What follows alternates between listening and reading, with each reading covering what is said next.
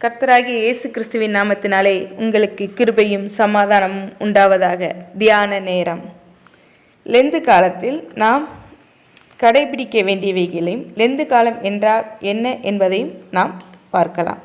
Lent காலம் என்றால் அப்படின்னா வசந்த காலம் அல்லது துளிர்விடும் காலம் அப்படின்னு நம்ம சொல்லலாம். மரங்கள் தங்களில் உள்ள இலைகளை உதிர்த்து புது துளிருடன் செழிப்பாக இருப்பதை நாம் பார்க்கலாம். அறிவியல் அறிஞர்கள் கூறுகிறார்கள், மரங்கள் தங்களிடத்தில் உள்ள நச்சு கழிவுகளை வெளியேற்றுகிறது இந்த காலங்களில் அப்படி என்று சொல்லி கூறுகிறார்கள். நாமும் நம்முடைய வாழ்க்கையில் களைய வேண்டிய களைகளை களைந்து தேவனுக்கு பிரியமான வாழ்க்கை வாழ நம்மை அர்ப்பணிக்க வேண்டும். தொடக்க கால திருச்சபையில் இயேசுவின் உயிர்த்தெழுதல் திருவிழா இடம்பெறுகிறது. நான் கூறுவது 5ஆம் நூற்றாண்டு. அந்த விழாவை அவங்க என்ன செய்கிறாங்க, மகிழ்ச்சியோடும் ஆரவாரத்தோடும் கொண்டாடுவதற்கு முன்னால் குறிப்பாக அந்த நாட்களில் ஞானஸ்தானம் பெற வேண்டும். ஓரிரு நாள் கிறிஸ்தவர்கள் உபவாசம் இருந்தனர். உயிர்த்தெழுதல் ஞாயிறுக்கு முந்தைய ஞாயிறு பாடுகளின் ஞாயிறு என கடைபிடிக்கப்பட்டது. அந்த வாரத்தில் புதன் வெள்ளி ஆகிய நாட்களில் நற்கருணை இன்று நடைபெறுவது போல் நிகழ்த்தப்படவில்லை. 5ஆம் நூற்றாண்டில் தவக்காலத்தின் சிறப்பு என்ன அப்படின்னு சொல்லி பார்த்தீங்கன்னா சாம்பல் புதன். சாம்பல் புதனில் நம்ம என்ன செய்வோம், தவக்காலத்தை தொடங்குகிறோம். அதாவது இந்த லெந்து காலத்தை நாம் தொடங்குகிறோம். ஆலயத்தில் சென்று வழிபாடு செய்துவிட்டு வேதத்தில் அடங்கியுள்ள தேவனுடைய வார்த்தையை கவனமாக வாசிக்க வேண்டும். வாசிப்பது மட்டுமல்லாமல் அந்த வாழ்க்கைக்கு ஏற்ப நாம் என்ன செய்ய வேண்டும், வாழ வேண்டும். இதுதான் இந்த லெந்து காலத்தில் மிகவும் சாலச் சிறந்தது. நாம் செய்த பாவங்களுக்கு கடவுளிடம் மன்னிப்பு கேட்பதும் அதே மன்னிப்பை பிறருக்கு வழங்குவதும் லெந்து காலத்தின் சிறப்பாக நாம் பார்க்கலாம். கிபி 5ஆம் நூற்றாண்டில் பெரிய குற்றம் செய்தவர்கள் கடவுளோடும் திருச்சபையோடும் மீண்டும் நல்லுறவு கொள்வதற்கு தயாரிப்பு காலமாக 6 வாரங்களை ஒதுக்கும் வழக்கம் என்ன செய்து உருவாகிறது. தவத்திற்கு அடையாளமாக உடல் மீது அவருங்க என்ன செய்கிறாங்க, சாம்பல் பூசிக்கொண்டு சாக்கு துணி உடுத்துவது வழக்கமாக இருக்கிறது. 5ஆம் நூற்றாண்டுக்கு பின் எல்லா கிறிஸ்தவர்களும் உயிர்த்தெழுதல் திருவிழாவுக்கு 40 நாட்களுக்கு முன்பு, இன்றைக்கும் நம்ம பார்க்கலாம் ரோமன் கத்தோலிக்கில் நம்ம அந்த போன வருடம் வாங்கின அந்த குருத்தொலையை லெந்து காலங்களில் என்ன செய்வாங்க, சாம்பல் புதனில் அதை எரித்து அதை திருநீராக பூசி வழிபாட ஆரம்பிக்கிறாங்க. பவுல் சொல்கிறாரு, லெந்து காலத்தில் எப்படி இருக்கணும் அப்படின்னு சொன்னால், லெந்து காலங்கள் சிலுவையை குறித்து நம்ம என்ன செய்ய வேண்டுமா, மேன்மை பாராட்ட வேண்டும் என்று சொல்லி பவுல் அப்போஸ்தலன் சொல்கிறார். இயேசுவின் பாடுகளை நாம் நினைவு கூற வேண்டும். நாம் நினைவு கூறும்போது விசேஷித்த கிருபை என்ன செய்கிறது, நம்மேல் வருகிறது. அவருடைய தியாகத்தை மேன்மைப்படுத்தும் போது தேவன் என்ன செய்கிறார், நம்மை மேன்மைப்படுத்துகிறார். சிலுவை குறித்து நாம் பேச பேச தேவ பலன் என்ன செய்கிறது, நமக்குள் அதிகரிக்கிறது. சிலுவை நாட்களை நாம் என்ன செய்யக்கூடாது, அற்பமாக எண்ணக்கூடாது.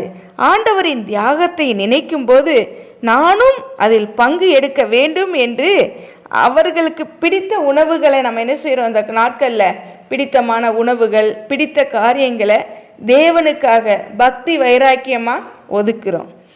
அப்படி நம்ம ஒதுக்கும்போது தேவன் நம்மிடத்தில் என்ன செய்கிறார், பிரியமாக இருக்கிறார். இன்றைக்கி சிலுவையை நம்ம என்ன செய்கிறோம், ஆபரணங்களாகவும் ஆடைகளிலேயும் இன்னும் எத்தனையோ விதமாக வந்தால் நம்ம என்ன செய்கிறோம், சிலுவையை வச்சுக்கிட்டு நம்ம இருக்கிறோம் கிறிஸ்தவர்களாக. அப்படி இல்லை, நம்ம கிறிஸ்து நமக்காக சிலுவை சுமந்தது போல் நாமும் சிலுவை சுமக்க நம்மை ஆயத்தப்படுத்தி கொள்ள வேண்டும். எப்படி உபவாசம் இருக்கணும்னு சொல்லி ஏசாயா தீர்க்கன் அழகாக தெளிவாக ஏசாயா 58ஆம் அதிகாரத்தில் ரொம்ப தெளிவாக பேசுகிறாரு.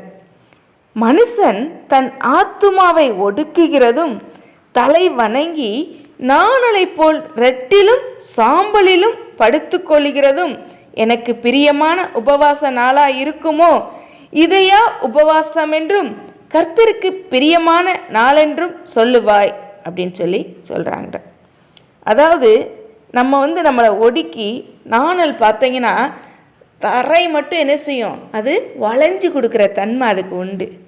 சாம்பல்லையும் ரெட்டிலையும் என்ன செய்யணும், படுத்து கொள்வது. இது தேவனுக்கு பிரியமான உபவாச நாள் இல்லை அப்படின்னு என்ன செய்கிறாங்க, ஏசப்பா சொல்கிறாங்க. உபவாசத்தில் எப்படி இருக்கணும் அப்படின்னா, அக்கிரமத்தின் கட்டுகளை அவிழ்க்கிறதும் நுகத்தடியின் பிணையல்களை நெகிழ்கிறதும் நெருக்கப்பட்டிருக்கிறவர்களை விடுதலையாக்குகிறதும் சகல நுகத்தடிகளையும் உடைத்து போடுகிறதும் பசியுள்ளவனுக்கு உன் ஆகாரத்தை பகிர்ந்து கொடுக்கிறதும் துரத்துண்ட சிறுமையானவர்களை வீட்டிலே சேர்த்து கொள்ளுகிறதும் வஸ்திரமில்லாதவனை கண்டால் அவனுக்கு வஸ்திரம் கொடுக்கிறதும் உன் மாம்சமானவனுக்கு உன்னை ஒழிக்காமலும் இருக்கிறதும் அல்லவோ எனக்கு உகந்த உபவாசம் அப்படின்னு ஏசப்பா இந்த ஏசாயா தீர்க்கன் மூலமாக கூறுறதை நம்ம இங்கே பார்க்குறோம். அக்கிரமத்தின் கட்டுகளை நம்ம என்ன செய்யணுமா, அவிழ்க்கணுமா. நெருக்கப்பட்டிருக்கிறவர்களுக்கு விடுதலையே கொடுக்கணுமா. சகல நுகத்தடிகளையும், அவங்க எவ்வளவோ துன்பங்கள் துயரங்களில் மக்கள்கள் உழன்று கொண்டிருக்கலாம், அதெல்லாம் உடைத்து போடணுமா. பசியாக இருக்கிறவனுக்கு நம்ம பசியாக இருக்கிறோமே, அடுத்தவனுக்கு சாப்பாடு கொடுக்கணுன்ற எண்ணம் இல்லாமல் அவனுக்கு போய் நம்ம என்ன செய்யணுமா. இன்றைக்கி எத்தனையோ பேர் ஏழை எளிய பிள்ளைங்க ரோட்டோரங்கள்லேயும் சாலை வீதிகள்லேயும் படுத்து தூங்குகிற மக்கள் அநேகம் பேர் உண்டு. அவங்களுக்கு நம்ம என்ன செய்யணுமா, ஆகாரத்தை பகிர்ந்து கொடுக்கணும். துரத்துண்டவர்களை சிறுமையானவர்களை நம்ம என்ன செய்யணுமா, வீட்டில் நம்ம சேர்த்து கொள்ளணும். வஸ்திரமே இல்லாமல் இருந்தால் நம்மக்கிட்ட எத்தனை ட்ரெஸ் இருக்கும், இன்றைக்கி நினச்சா எத்தனையோ புது புது ஆடைகளை நம்ம என்ன செய்கிறோம், வாங்குகிறோம். ஒரு ஃபங்க்ஷன் போகணுமா, எனக்கு ஒரு புது ட்ரெஸ் வேணும். ஒரு பிறந்த நாளா புது ட்ரெஸ், ஒரு பண்டிகை ஆசரிக்கணுமா புது ட்ரெஸ். ஆனால் எத்தனையோ பிள்ளைங்க இன்றைக்கி ட்ரெஸ்ஸு போடுறதுக்கே கூட இல்லாமல் இருக்கிறாங்க. அவங்களுக்கெல்லாம் என்ன செய்யணுமா, அவனுக்கு வஸ்திரங்கொடுன்னு சொல்கிறாங்க. உன் மாம்சமானவனுக்கு உன்னை ஒழிக்காமலும் இருக்கணும்னு ஏசப்பா என்ன செய்கிறாங்க, இப்படி தான் நீ இருக்கணும், இதுதான் எனக்கு உகந்த உபவாசம் அப்படின்னு சொல்கிறாங்க. இப்படியெல்லாம் நம்ம இருக்கும்போது அப்பொழுது விடியற்கால வெளுப்பை போல உன் வெளிச்சம் எழும்பி, அதிகாலையில் அந்த சன் வர்றப்ப பார்த்தீங்கன்னா ஒரு நல்ல பிரைட் வரும் பார்த்துக்கோங்க. திடீர்னு இருளாக இருக்கும், அந்த சன் வந்த ஒரு நிமிடத்தில் என்ன செய்கிறோம், வெளிச்சம் ரொம்ப நல்ல பிரகாசிக்கும். அதுபோல் நம்மளுடைய வாழ்வு எப்படி இருக்குமா, சீக்கிரத்தில் துளிர்க்கணுமா. அந்த எப்படி இந்த லெந்து காலங்களில் மரங்கள் இலைகளை உதிர்த்து புது துளிர் வருதோ, அதே போல் நீங்கள் இந்த மேற்கூறிய சொன்னதெல்லாம் நீங்கள் செய்கிறப்ப நீதி நமக்கு முன்னாலே செல்லும். கர்த்தருடைய மகிமை உங்களை என்ன செய்யுமா, வாழ்நாளெல்லாம் ஜீவனுள்ள நாளெல்லாம் உங்களை காக்கும் சொல்கிறாங்க. அப்போ நம்ம என்ன கூப்பிடுறப்ப தேவன் என்ன செய்கிறாராம், மறு உத்தரவு கொடுக்குறாராம். நம்ம சத்தம் இடுறப்ப நான் இருக்கிறேன் அப்படின்னு என்ன சொல்கிறாராம். அப்போ நம்மக்கிட்ட உள்ள நுகத்தடியையும் விரல் நீட்டுதலையும் நிபச்சொல்லையும் நம்மிடத்துலேருந்து என்ன செய்கிறாரு, அகற்றுறாருன்னு கூட பார்க்குறோம். பசியுள்ளவனிடத்துல உன் ஆத்துமாவை சாய்த்து சிறுமைப்பட்ட ஆத்துமாவை திருப்தி ஆக்கினால் அப்பொழுது இருளில் உன் வெளிச்சம் உதித்து உன் அந்தகாரம் எப்படி இருக்கும், இருட்டு. மத்தியானம் எப்படி இருக்கும், ரொம்ப வெளிச்சமாக இருக்கும்ல, இருக்கிறதுலே மத்தியானம் தான் ரொம்ப பிரைட்டாக இருக்கும். அதே மாதிரி இருக்கும்னு கர்த்தர் நம்மளை நித்தமும் நடத்துகிறாருங்க. வறட்சியான காலத்தில் கூட நம்மளுடைய வாழ்க்கையில் பாலைவனமாக இருந்தால் கூட அது என்ன செய்கிறாராம், உன் ஆத்துமாவை திருப்தியாக்குகிறார், உன் எலும்புகளை நினமுள்ளதாக்குகிறார். நம்ம எலும்புகள் உலர்ந்து போய் இருந்தால் கூட அதை என்ன செய்கிறாங்க, ஏசப்பா ரொம்ப நினமுள்ளதாக்குறாங்க. நீர்ப்பாய்ச்சலான தோட்டத்தை போலவும் வற்றாத நீரூற்றை போலவும் இருப்பாய் அப்படின்னு சொல்கிறாங்க. நீர்ப்பாய்ச்சலான தோட்டம் எப்படி இருக்கும், ரொம்ப பசுமையாக, கண்களுக்கு குளிர்ச்சியாய், பச்சை பசேர்னு பார்க்கவே ரொம்ப மன ரம்மியமாக இருக்கும். வற்றாத நீரூற்று. அந்த இடத்துல எப்படி இருக்கும்? வற்றாத நீரூற்று ஓடிக்கிட்டே இருந்தால் மரங்கள் எப்பொழுதும் கனி தந்து பூ காய்களோட பழங்களோட எத்தனையோ பறவைகளுக்கு உணவு கொடுத்து எத்தனையோ பறவைகளுக்கு தங்குறதுக்கு இடமாயும் இருக்கும் அந்த இடம். நாமளும் நம்மளுடைய வாழ்க்கையில் தேவன் சொல்லுகிற இந்த வார்த்தைகளை எல்லாம் நாம் கடைபிடித்தோம் என்றால், இந்த கிறிஸ்தவ லெந்து நாட்களில் நம்மிடத்தில் உள்ள களைகளை அகற்றுவோம் என்றால், நம்மளுடைய வாழ்க்கையும் ஒரு நீர்ப்பாய்ச்சலான தோட்டத்தைப் போலவும் வற்றாத நீரூற்றைப் போலவும் இருக்கவே தேவன் நமக்கு கிருபை செய்வார். சிலுவையை குறித்த உபதேசம் நம்மிடத்தில் காணப்பட வேண்டும். சிலுவையை சுமப்பதற்கு நாம் ஆயத்தமாக வேண்டும். இப்படித்தான் பவுலும் தன்னுடைய புஸ்தகத்தில் சிலுவையை குறித்து மேன்மையாக எழுதுகிறார். நாமும் அந்த மேன்மையுள்ள வாழ்க்கை வாழ நம்மை அர்ப்பணிக்க வேண்டும். தேவன் தாமே ஆசீர்வதிப்பாராக. ஜெபம்.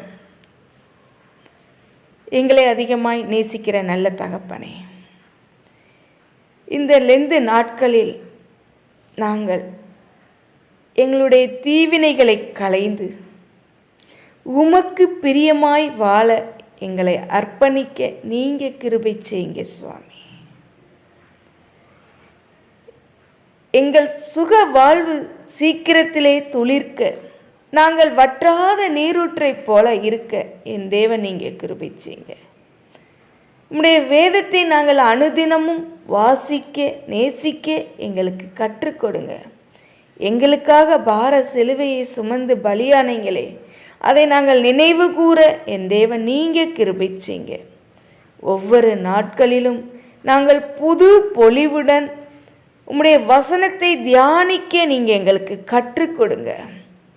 ஆவியானவர் தொடர்ந்து கிரியை செய்யுங்க, வழி நடத்துங்க, காத்து கொள்ளுங்க, பலப்படுத்துங்க. நேசிக்கிற இயேசுவின் நாமத்தில் ஜெபங்கேளும் எங்கள் பரிசுத்தமும் ஜீவனுமுள்ள நல்ல தகப்பனே. ஆமேன்.